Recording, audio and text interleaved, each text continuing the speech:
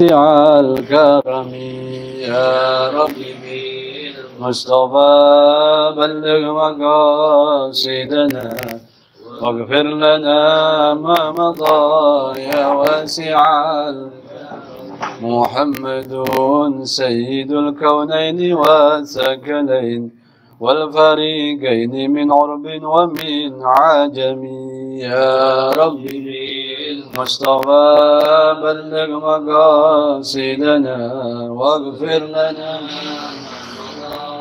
يا واسع نبينا الآمر الناهي فلا أحد أبر في قول لا منه ولا نعم يا ربي بالمصطفى بلغ مقاصدنا واغفر لنا يا واسع هو الحبيب الذي ترجى شفاعته لكل هول من الأهوال مقتحم يا ربي بالمصطفى بلغ مقاصدنا واغفر لنا ما مضى يا واسع الكرم اللهم صل وسلم وبارك عليه وعلى آله. السلام عليكم ورحمة الله وبركاته. بسم الله الرحمن الرحيم. نوينا التعلم والتعليم والتذكر والتذكير والنفع والانتفاع والإفادة والاستفادة والحث على التمسك بكتاب الله وسنة رسوله صلى الله عليه وسلم والدعاء إلى الهدى والدلالة على الحياة ابتغاء وجه الله ومرضاته وقربه وثوابه. الفاتحة إلى حضرة جميع من علمنا وإلى حضرة جميع العلماء والأولياء والصالحين في مشارق الأرض ومغاربها، خصوصا إلى حضرة مؤلف هذا الكتاب الشيخ الإمام أحمد بن عمر وأسوده وفروعه، وإلى حضرة الشيخ سلمان سمر حضاره وأسوده وفروعه شاولنا لهم، وإلى حضرة النبي صلى الله عليه وآله وسلم. الفاتحة.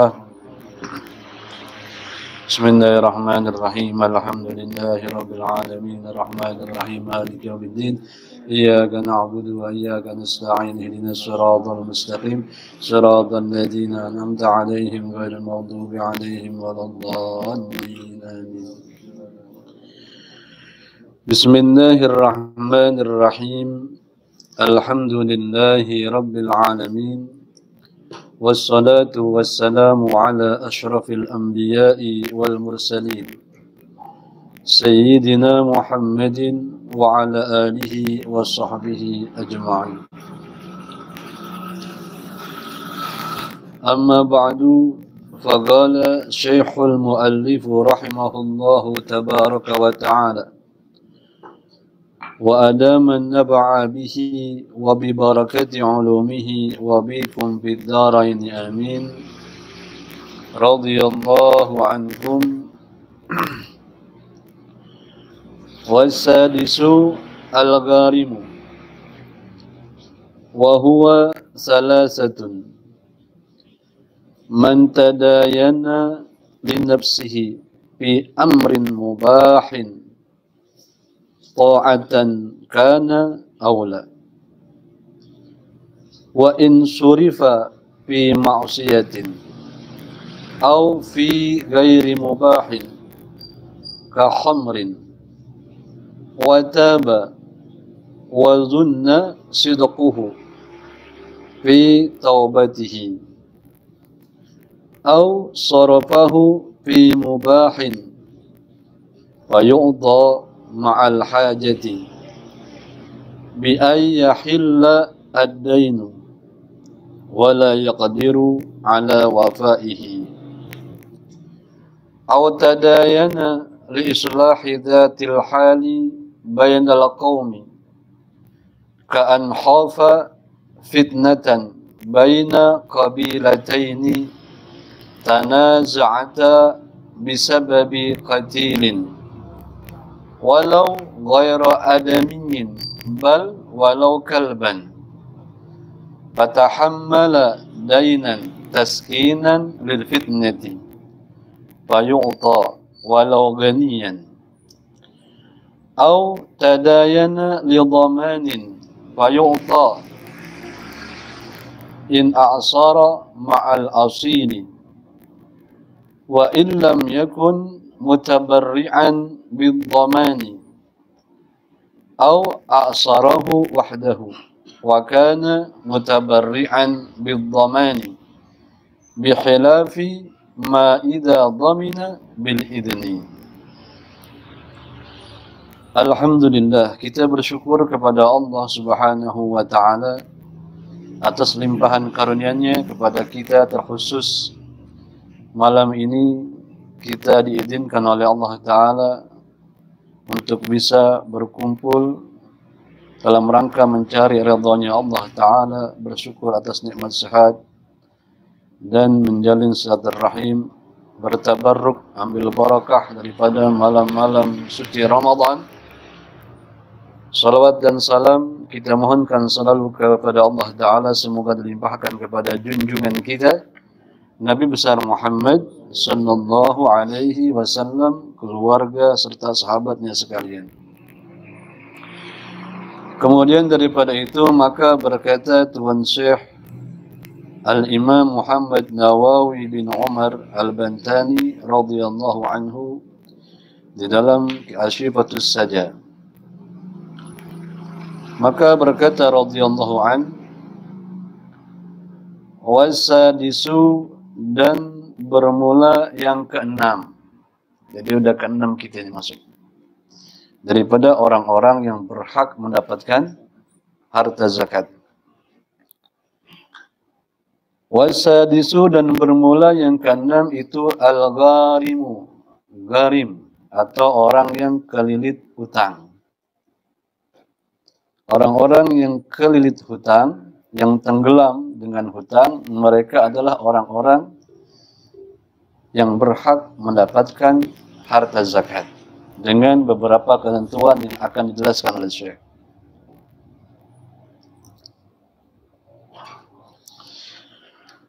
Wa huwa thalathatun, dan bermula dia garim itu salah satu, ada tiga. Jadi ada tiga jenis atau tiga kelompok orang-orang yang hutang, yang mana mereka berhak mendapatkan harta zakat.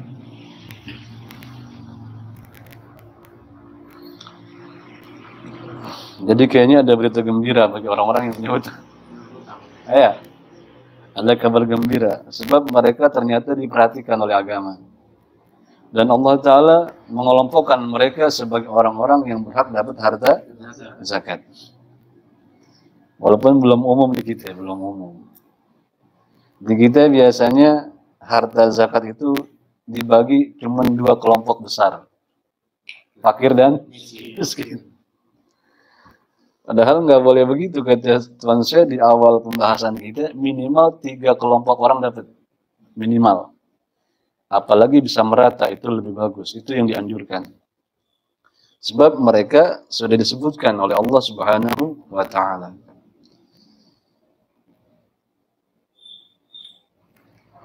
Dari tiga kelompok ini, maka kita bacakan satu-satu, kata Tuan Syekh. Man tadayana li nafsihi fi amrin mubahin. Yang pertama, man tadayana, yaitu siapa saja itu tadayana yang berhutang ia li nafsihi, untuk dirinya sendiri, fi amrin mubahin, pada urusan yang mubah, yang boleh. Jadi ada keperluan yang boleh, dia nggak bisa kecuali dengan berhutang, gitu. Seperti makan, gitu. Buat makan, hutang buat makan.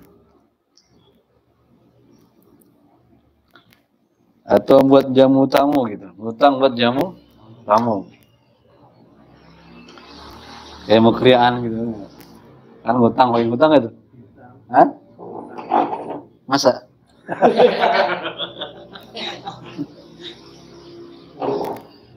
Urusan yang mubah ini, kata Tuan Syekh, ta'atan kana aula. Itu sebagai ketaatan adalah ia amrun mubah, perkara yang mubah itu aula atau tidak.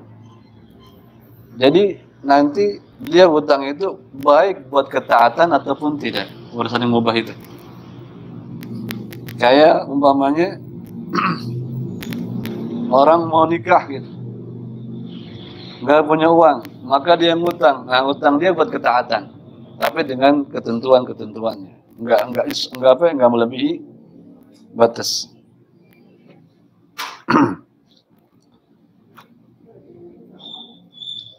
Kalau niatnya ngutangnya kayak buat mas kawin gitu, mahar kan ada yang ngutang nggak tuh? Dibayar hutang, masya Allah.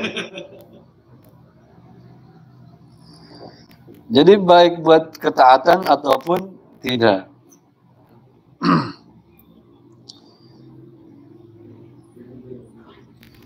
Fayu'ta mana dia?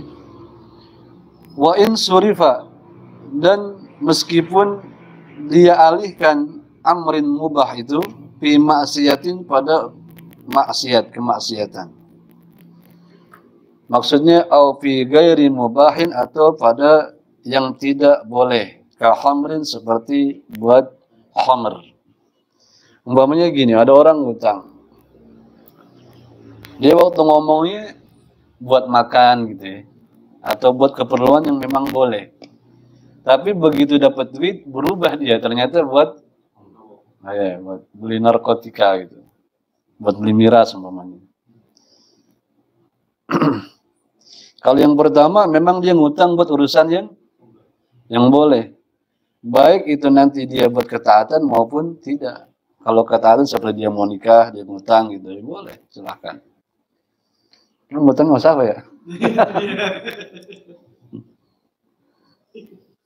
Gitu ya. Tapi ada orang begitu dia ngutang ngomongnya buat makan atau buat yang boleh dah pokoknya, tapi begitu prakteknya ternyata dia buat yang maksiat, seperti dia buat beli minuman keras atau miras. Sini khamr. Nah, begitu lama waktu wataba, dia taubat. Ya Allah, taubat jadi.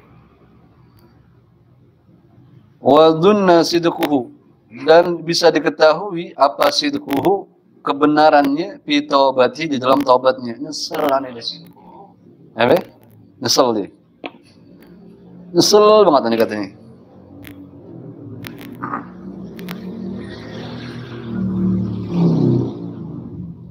Kan suka ada orang begitu ya. Dia ngutang, taunya buat urusan yang agak danta. Begitu dia kelilit utang, dia nyesel tuh. Dia tobat. Udah gak tobat, dia tobat. Ada yang begitu kan? Seperti kayak buat online dan sebagainya gitu kan. Nah, kemudian kita tahu nih orang taubatnya benar. Wa dzunna sidquhu, dan bisa diketahui kebenarannya di dalam taubatnya, fi taubatihi. Aw sarafahu fi mubahin, atau memang dia mentasarufkan, mengalihkan urusan yang mubah itu fi mubahin, pada perkara yang memang boleh. Emang dia ngutang buat makan, buat bayar sekolah gitu kan.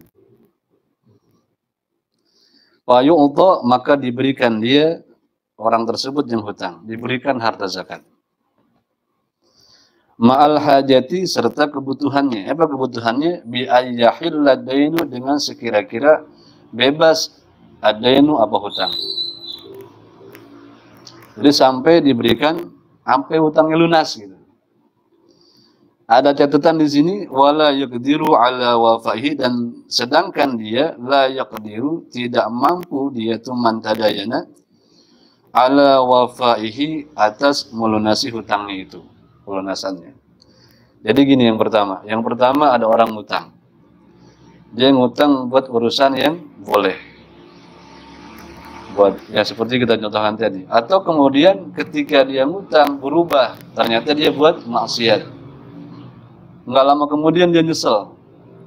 Begitu jatuh tempo bayar hutangnya, dia ternyata nggak mampu bayar hutang. Terus sampai berlarut-larut waktu, nah maka itu orang berhak dapat harta zakat. Dikasih sampai kapan? Sampai lunas hutangnya.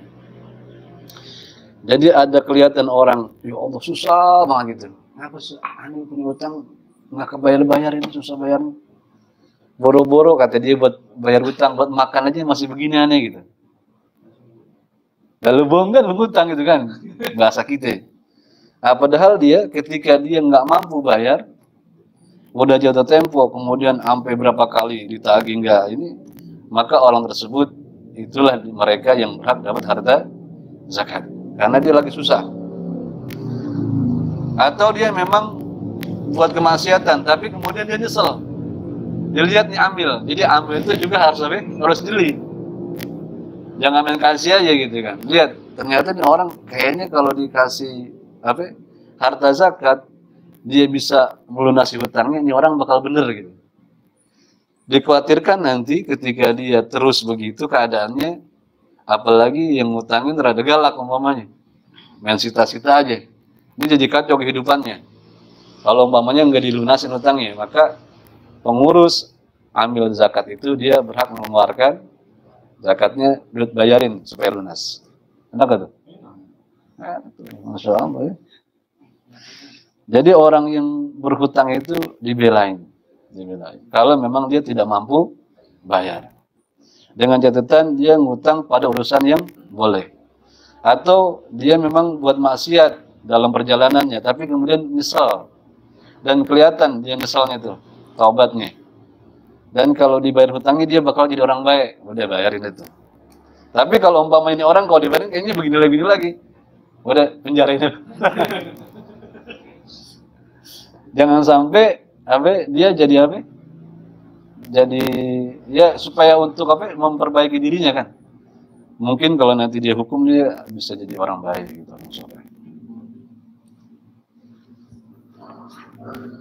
Enak juga ya kalau sistem kita begitu ya. Utangnya terus.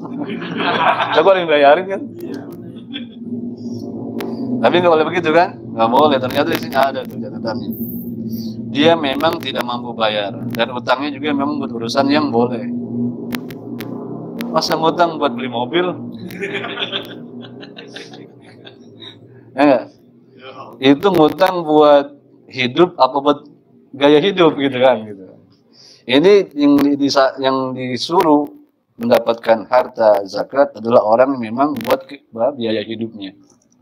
Buat biaya hidupnya, buat makan, buat sekolah, buat pendidikan, buat apa dia ngutang.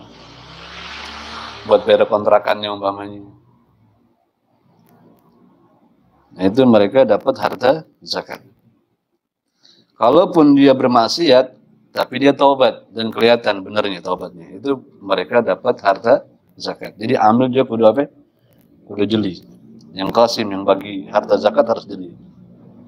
Itu yang pertama. Jadi yang pertama jelas ya. Sampai di sini jelas belum? Ini kelompok pertama. Orang yang ngutang memang buat keperluan dirinya. Orang yang ngutang memang buat keperluan dirinya, buat biaya hidupnya, katakanlah seperti itu.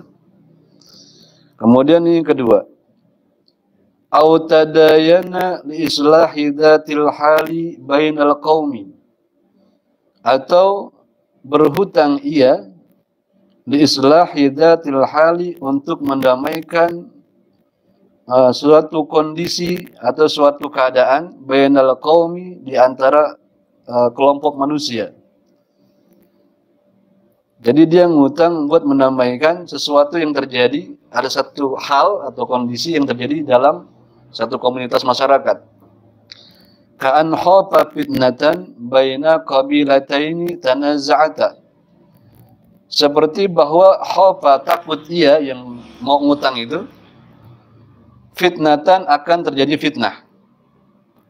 Baina qabilataini, antara dua kabilah. Ada dua keluarga besar, banyak untuk keluarga besar berarti ini, dua kabilah. Ini kabilah fulan gitu. Suku fulan gitu. Tanaza'ata, yang kedua suku ini ribut, tanaza', bertengkar. Kenapa bertengkar? Bisa babi qatilin, dengan sebab ada yang terbunuh. Nah, sebab ada yang terbunuh.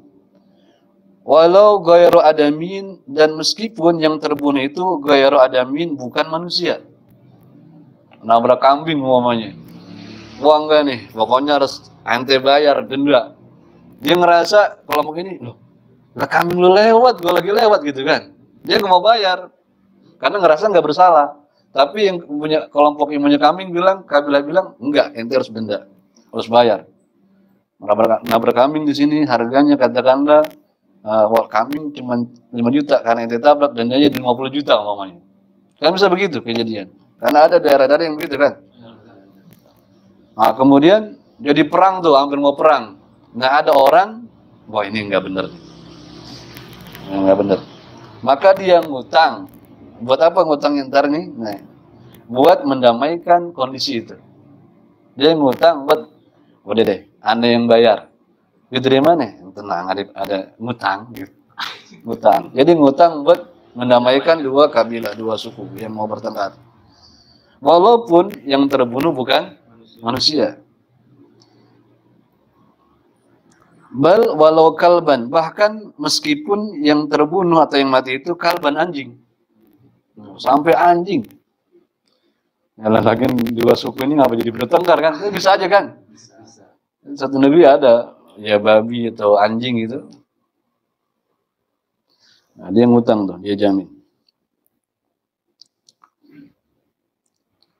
Fatahammala dainan, maka menanggung ia dainan akan hutang. Taskinan lil fitnati, untuk menenangkan kepada fitnah.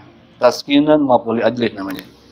Jadi untuk menenangkan lil fitnati, kepada fitnah. Fayu'ta, maka dia diberikan harta zakat sampai lunas. Walau ganian, dan meskipun tuh orang yang berhutang orang kaya. Jadi misalnya ada dua keluarga berantem karena satu sengketa gitu, nuntut bayar, yang satu nggak mau bayar karena ngerasa bener juga. Kemudian ada orang ketiga, wah ini nggak bener nih. Emang berapa sih? 100 juta, aneh minta. Ya udah tenang, aneh bayar 100 juta. Dan dia boleh ngutang. Nah, orang yang ngutang begitu, dia berhak dapat harta zakat walaupun dia orang kaya. Jadi kedua keluarga ini jadi damai, dan cuman dia harus nanggung utang kan, fatahammala, dia yang nanggung utang, maka dia dapat harta zakat. Maka dia datang ke amil, ke badan amil zakat, kemudian dia bilang, saya ini gini-gini nih, buktinya udah jelas, oh iya, kita yang bayarin. Enak kata? Masya Allah. Semua kan banyak terjadi pertikaian itu cuma gara-gara itu kan. Ada ayamnya mati di rumah, di karang orang, jadi berantem gitu kan. Banyak kejadian-kejadian gitu. Dan nggak ada orang yang pengen, karena dia harus merugi. Padahal kalau dia tanggung itu, dia kemudian dia lapor ke amil zakat, aneh barusan habis ganti rugi itu. Mas, orang yang bertengkar, aneh yang ganti rugi. Ternyata orang-orang yang begini dibelain sama Allah Ta'ala. Yang berhutang untuk perdamaian, maka dia dapat harta zakat. Subhanallah. Jadi itu yang kedua ya. Yang kedua jelas ya. Kemudian yang ketiga sekarang. Au tadayana li dhamanin, atau berhutang ia li dhamanin, untuk jaminan. Jadi ada orang ngutang, dia yang jamin gitu. Misalnya umpamanya si A sama B gitu. A utang sama B. B nggak kuat bayar, udah jatuh tempo gitu kan. Datang C, udah aneh yang jamin dia utangnya. Ini berapa sih utangnya, aneh yang jamin. Aneh jamin. Fayu'ta, maka dia dikasih harta zakat. Jadi orang yang jamin utang orang, kayak umpamanya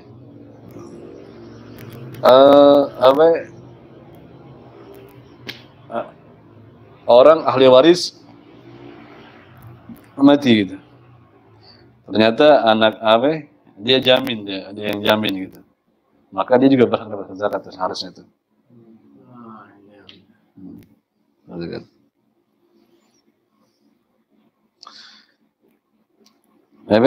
Jadi orang yang menjamin utang orang lain yang nggak mampu bayar, maka dia dikasih harta zakat. Tapi ada ketentuannya, in a'sara ma'al asili. Jika dia menjadi susah ma'al asili serta orang yang tanggungnya itu. Jadi yang jamin sama yang dijamin sama-sama orang susah. Sok banget cuma-cuma kita orang. Misalkan bisa aja kan karena kemanusiaan kan, nggak tega. Emang lo punya duit? Tenang. Tenang aja. Kan biasanya masa iya nggak ketemu gitu kadang-kadang. Padahal dia itu orang dapat harta zakat. Wa illam yakun mutabarri'an bidhamani. Dan kendati pun lam yakun bukanlah adanya ia si penjamin itu mutabarri'an bidhamani, orang yang dermawan dengan sebab menjamin. Jadi dia bukan orang yang dikenal dermawan. Kan ada orang dikenal memang orang dermawan gitu, orang suka nolong orang gitu. Dia ternyata emang bukan ahli tabarruk, cuman dia pengen jamin karena ngenes gitu namanya. Padahal dia bukan orang yang dikenal sebagai ahli tabarruk, orang yang donatur gitu, yang suka nolongin orang, bukan dia. Kan kalau orang belum dikenal, ambil juga bener kan dia nih, bener gak gitu kan? Walaupun dia bukan orang dermawan, orang suka berderma, ahli tabarruk bukan dia. Tapi dia jadi susah gara-gara jamin utang orang. Yang mana orang yang utang juga memang orang susah.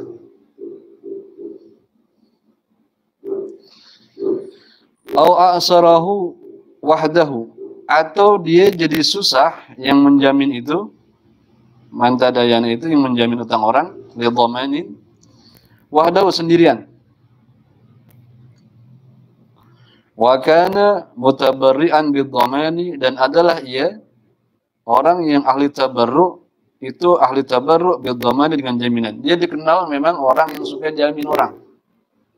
Kan ada di masyarakat begitu modelnya ya, suka nolong orang gitu. Walaupun keadaannya biasa-biasa aja. Dia dikenal begitu. Walaupun yang dia jamin utangnya sebenarnya dia mampu, tapi dia nggak mau bayar aja gitu. Nggak mau bayar. Anaknya begitu orang kan ya? Ada nggak gitu? Masa?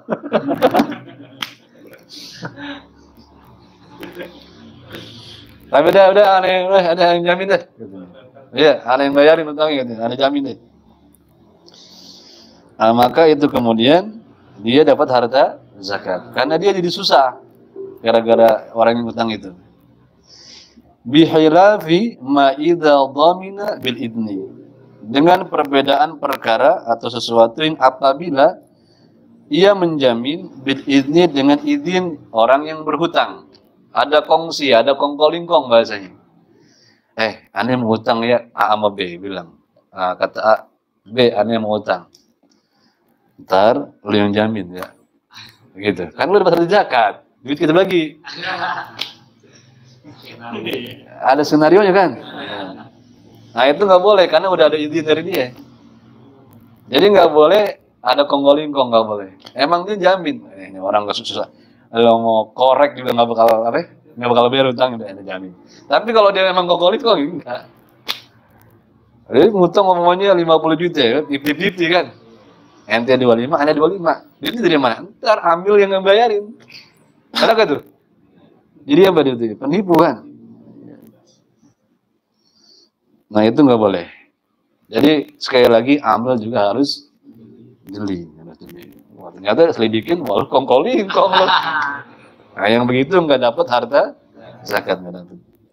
Yang jamin itu adalah dapat harta zakat bila mana yang jamin dan yang dijamin sama-sama jadi merasa susah. Dan memang dia terkenal juga orang yang dermawan, suka nolong orang. Dengan catatan tidak ada kongkolingkong sebelumnya. Bil idni maksudnya itu. Sampai di sini jelas ya. Jadi 3 kelompok orang yang berhutang ini, mereka lah orang-orang yang berhak mendapat harta zakat. Tapi kan di kita nggak pernah dipraktekin ini. Lu yang utang, lu yang bayarin itu. Jadi sekali lagi ternyata agama kita membangun kemanusiaan sampai begitu. Jadi nggak boleh ada yang susah di antara kita. Kalau memang benar susahnya.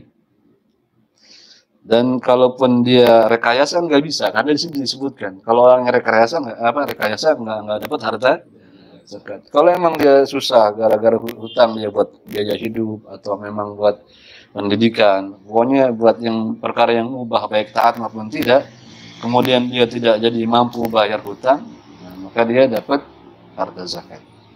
Atau dia mendamaikan satu kelompok, dua kelompok orang yang sedang bertikai karena sesuatu kejadian.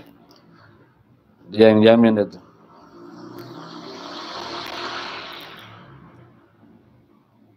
Jadi zakat lumayan ya, tasarrufnya lumayan. Benar-benar membangun apa? Perekonomian umat. Harusnya begitu harusnya. Ini kalau bayar zakat semua juga banyak harta zakat.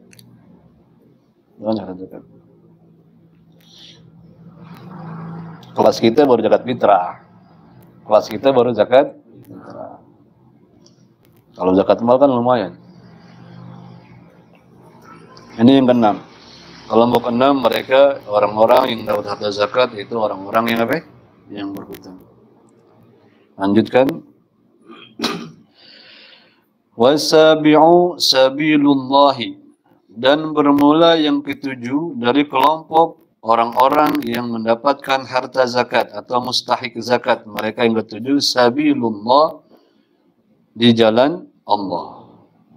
Orang-orang yang jalan Allah. Saya mereka nih. Kan suka orang ngaku-ngaku jalan Allah gitu ya. Nah, ini jalan Allah nih dapat harta zakat gitu. Bayar aja sama gua gitu. Lalu bagaimana kriteria sabilillah itu? Wahum al-guzatu, dan bermula mereka sabilullah, orang-orang yang berada di jalan Allah adalah al-guzatu, orang-orang yang pergi perang. Al-mutatawwi'una bil jihadi, mutatawwi'una yaitu orang-orang sukarelawan, bil jihadi dengan jihad. Jadi emang dia mau perang, mau jihad, sukarela dia. Dia orang yang sukarela mau pergi jihad, perang beneran, bukan perang-perangan. Perang-perangan. Ai alladzina la rizqa lahum fil fai'i. Maksudnya orang-orang yang tidak ada rizki bagi mereka, enggak dapat bagian harta bagi mereka fil fai'i, pada harta fai'. Harta fai' itu maksudnya adalah umpamanya kita sistem kita udah kayak begini nih. Nanti kan kelompok masyarakat itu yang ada di kampung kita, katakanlah nggak semuanya muslim gitu. Kan gitu. Ada juga orang-orang non-muslim, kafir. Dan kafir itu ada di antara mereka kafir dhimmi. Mereka dalam tanggungan kita. Bahkan Nabi bilang nggak boleh ganggu kafir dhimmi. Nah, mereka kafir dhimmi ini sebagai bentuk kesetiaannya pada negara, dia bayar pajak. Nah, kafir dhimmi ini bayar pajak. Nah, bayar pajak mereka ini disebut harta fai'. Jadi pajaknya kafir dhimmi disebut harta fai'. Kalau muslim nggak ada pajak, mereka zakat. Nah, orang kafir dhimmi kan dia nggak ada zakat, mereka bayar pajak. Pajaknya ini disebut harta fai'. Nah, harta fai' ini buat apa ya? Di antaranya buat orang-orang yang pergi jihad. Ini buat beli senjata, ini buat makan, ini buat beli baju perang. Ini pokoknya tiap orang katakanlah 100 juta, 100 juta kasih. Harta fai'. Pengangguran depan perang di Palestina gitu. Karena dapat duit kan. Dapat duit. Nah, itu harta fai'. Jadi pajaknya kafir dhimmi. Nah, mereka nggak dapat itu. Udah habis harta fai'. Tapi dia pengen jihad. Nah, mereka dapat apa? Dari harta zakat. Mereka itu disebut dengan fisabilillah. Itu mereka tuh orang-orang yang perang dengan sukarela. Kenapa sukarela? Karena nggak dapat harta fai', nggak dapat bagian harta fai', nggak dimodalin. Berangkat aja. Nah, mereka dapatnya dari mana? Dari harta zakat. Mereka itulah yang disebut fisabilillah. Jadi nggak ada istilah yang lain. Itu dia, mereka udah nggak ada yang lain.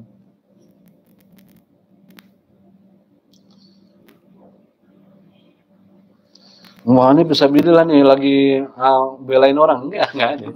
Fisabilillah itu perang, jihad, karena membela harga diri katakan, membela kita diserang kita bela gitu. Kemudian fayu'tauna walau aghniyaan, maka diberikan mereka harta zakat itu. Walau aghniya'ah, dan meskipun mereka orang-orang kaya. Walaupun yang pergi perang itu orang kaya, tetap dapat harta zakat. Kalau mereka nggak dapat fai, nggak dapat harta fai. Kemudian i'anatan lahum 'alal ghazwi, sebagai bentuk bantuan kepada mereka 'alal ghazwi, atas perang. Jadi emang fisabilillah itu orang yang jihad, berjuang dalam konteks ini adalah peperangan. Kalau bangun bangunan yang bukan fisabilillah, ente aneh jadi punya utang lah, itu ente berarti dapat hartanya dia karena ente berhutang.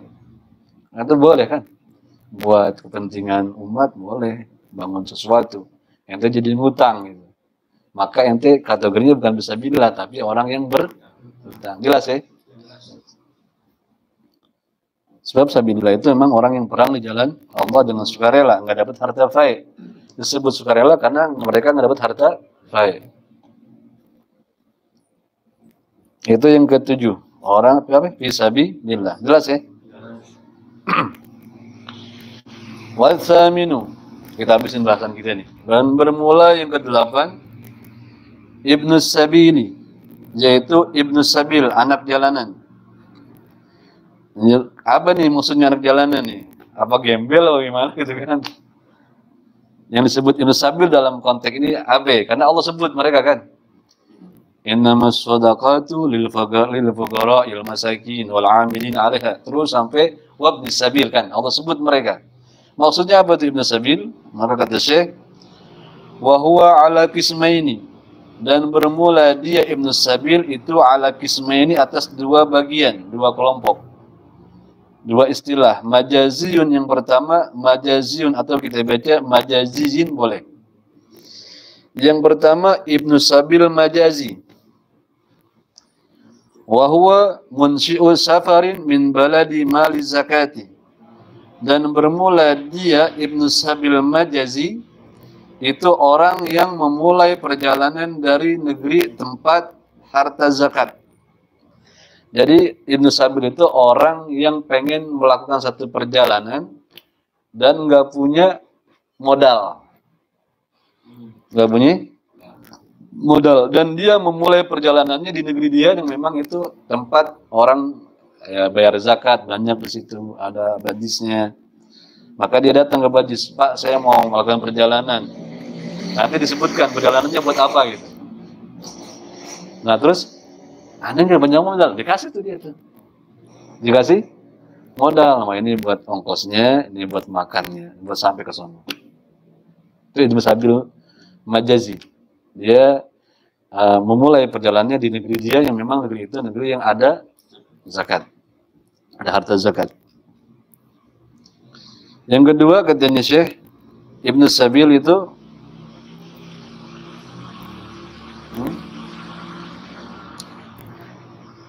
hakikiyun boleh. Ibnu Sabil hakiki. Yang pertama Ibnu Sabil majazi, melakukan perjalanan dari tempat negeri dia yang memang ada harta zakat. Kemudian Ibnu Sabil hakiki itu siapa? Wa huwa marun bi baladi zakati. Dan bermula ia Ibnu Sabil hakiki itu orang yang lewat bi baladi zakati, di negeri zakat. Bisa parhi di dalam perjalanannya. Jadi dia negeri dia bukan tempat ada orang zakat. Kemudian dia lewat nggak punya bekal, nggak punya apa-apa, habis sudah. Dan dia lewat di negeri yang memang sudah ada harta zakat. Maka itulah disebut Ibnu Sabil hakiki. Kalau yang pertama Ibnu Sabil majazi. Emang negeri dia ada harta zakat. Sampai jelas ya? Dilanjutkan kata Syekh, wadhalika in ihtada, dan bermula yang demikian itu diberikan harta zakat itu Ibnu Sabil baik mazaji wa hakiki ini ihtaja jika dia butuh bi'allam yakun ma'ahu ma yusiluhu maqsadahu aw malahu wa yu'ta. Jika dia butuh dengan catatan dengan bahwa lam yakun ma'ahu tidak ada menyertainya, dia nggak punya bersama dia apa ma yusiluhu sesuatu yang bisa menyampaikan dia maqsadahu akan tujuannya aw malahu atau kepada hartanya. Dia melakukan satu perjalanan karena satu kebutuhan. Mau nggak mau dia harus melakukan satu perjalanan. Atau dia mau melakukan perjalanan di negeri dia di kampung dia punya harta, dia mau ambil. Katakanlah orang lagi bangkrut. Sedangkan dia di kampungnya punya harta, dia mau jual dapat modal lagi. Tapi dia buat ongkos ke kampungnya, dia nggak punya duit. Maka dia lakukan perjalanan. Kalau dia di negeri di tempat dia tinggal ada harta zakat, itulah disebut Ibnu Sabil majazi. Itu orang dapat harta zakat dikasih buat modal dia pulang kampung sampai ke tujuannya. Berapa yang dia butuh, Bang? Nggak banyak sih, cuma 1 juta doang gitu. Kasih dia 1 juta. Buat modal pulang buat ngambil hartanya itu. Nah, kalau dia di negeri dia nggak ada harta zakat, tapi dia bakal lewat di tempat yang ada harta, maka itu Ibnu Sabil hakiki. Sejatinya dia Ibnu Sabil. Nah, dia juga diberikan untuk itu. Dia lakukan suatu perjalanan karena tujuan yang jelas dan juga atau dia pengen ngambil harta.